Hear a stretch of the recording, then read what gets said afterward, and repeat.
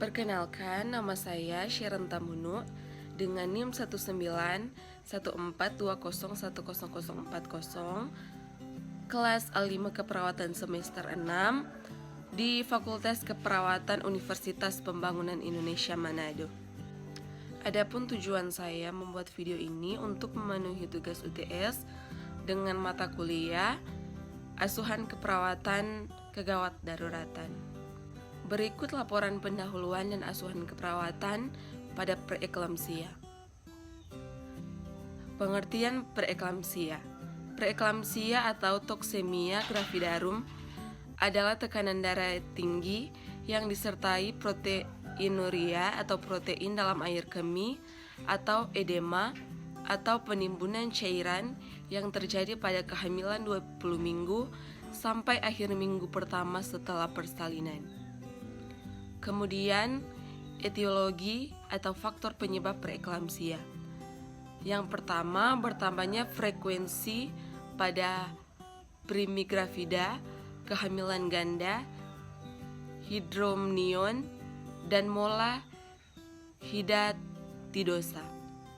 Kedua, bertambahnya frekuensi seiring makin tuanya kehamilan. Ketiga, dapat terjadinya perbaikan keadaan penderita dengan kematian janin dan uterus. 4.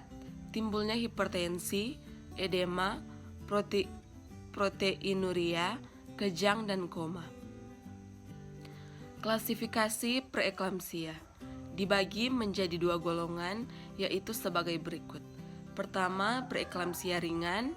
Kedua, preeklamsia berat. Patofisiologi preeklamsia. Pada preeklamsia terdapat penurunan plasma dalam sirkulasi yang terjadi, peningkatan hematokrit. Perubahan penyebab penurunan perfusi ke organ termasuk ke utero, placental fetal unit, vasospasme merupakan dasar dari timbulnya proses preeklamsia. Kemudian manifestasi klinik preeklamsia. Pertama, pertambahan berat badan yang berlebihan, kemudian edema, hipertensi, proteinuria, dan terakhir pada preeklamsia berat didapatkan sakit kepala di daerah frontal, diplopia, penglihatan kabur, nyeri di area epigastrium, mual, kemudian muntah. Berikut pemeriksaan penunjang pada preeklamsia. Yang pertama, pemeriksaan laboratorium, kedua radiologi, kemudian konsep dasar asuhan keperawatan preeklamsia. Yang pertama, pengkajian. Ada di dalamnya ada data subjektif, kemudian ada data objektif.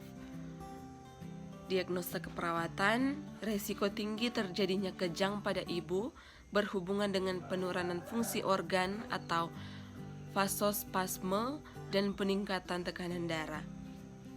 Tujuan, setelah dilakukan tindakan keperawatan, tidak terjadi kejang pada ibu dengan kriteria hasil kesadaran Kospos Mentis GCS 15456.